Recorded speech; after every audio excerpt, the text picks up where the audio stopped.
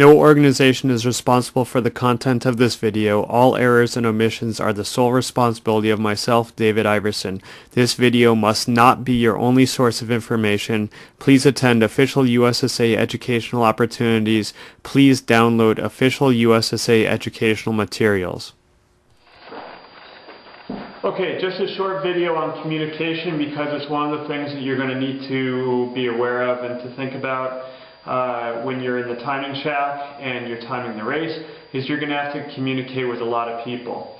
So first off, in the timing shack and out on the hill, there's one of these, the good old standard radio. And basically you need to have a radio in the timing shack. You can't function without it. You should probably have two radios in the timing shack in case one loses a battery, or if you need to communicate on multiple channels.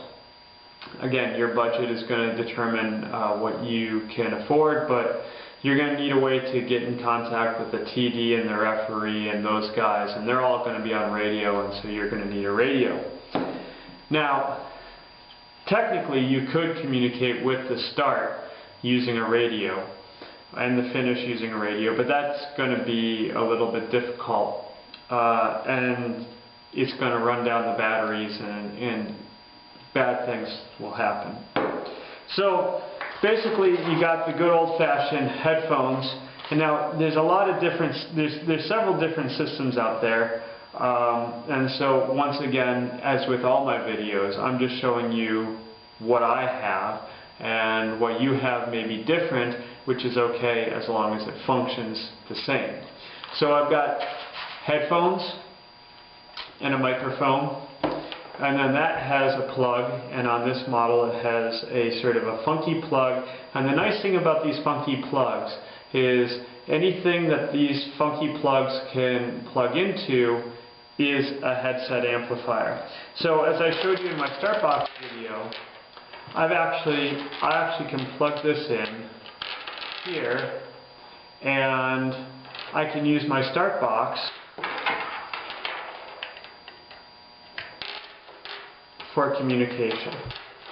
So I have my headphones going into the start box, and then I have a pair of wires coming out of the start box and going down the mountain line into my timing shack. I can also have sort of a dedicated amplifier. So this is kind of a low rent.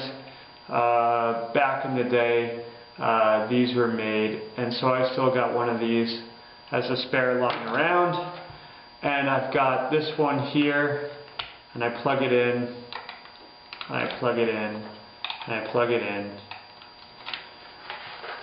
and there I've got headphones, amplifier, and a wire running someplace.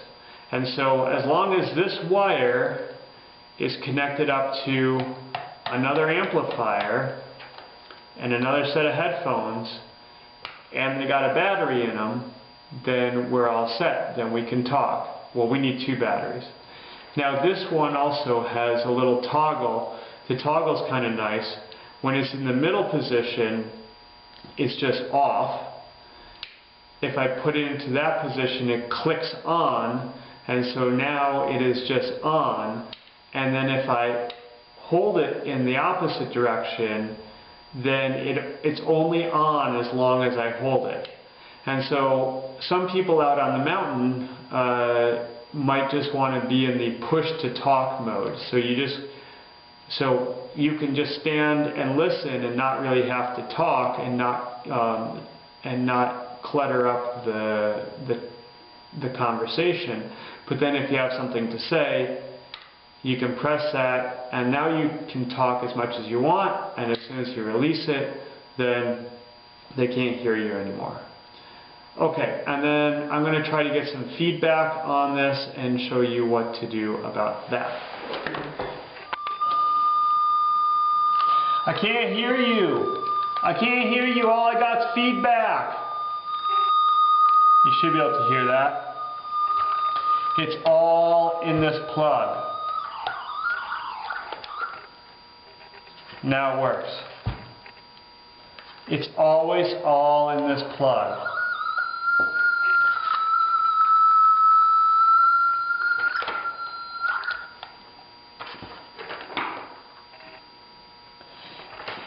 If you have that squealing feedback, it's because this plug is not seated correctly. When you seat this plug correctly, it will all work.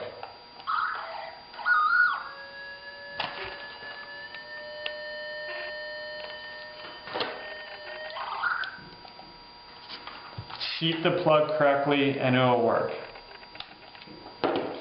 If it's very weak communication, you probably just need to plug and unplug wires, or you probably just don't have something hooked up right.